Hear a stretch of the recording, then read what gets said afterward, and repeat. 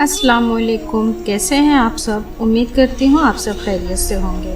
Mother's Day special. मेरी प्यारी माँ, हम जुगनू थे, हम तितली थे, हम रंग बिरंगी पंछी थे। हम जुगनू थे, हम तितली थे, हम रंग बिरंगी पंछी थे।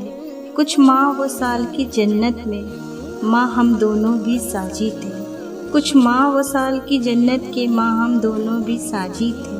मैं छोटी सी एक बच्ची थी, तेरी उंगली थाम कर चलती थी। तू दूर नज़र से होती थी, मैं आंसू आंसू रोती थी। तू दूर नज़र से होती थी, मैं आंसू आंसू रोती थी। एक ख्वाबों का रोशन बस्ता था, तू रोज़ मुझे पहनाती थी। एक ख्वाबों का रोशन बस्ता था, तू रोज़ मुझे पहनाती थी। जब डरती थी मैं रातों को, तू अपने साथ सुलाती थी। जब डरती थी मैं रातों को, तू अपने साथ सुलाती थी। माँ तूने कितने बरसों तक इस फूल को सींचा हाथों से। माँ तूने कितने बरसों तक इस फूल को सींचा हाथों से। जीवन के गहरे भेदों को मैं समझी तेरी बातों को। जीवन के गहरे भेदों को मैं समझी तेरी बातों को।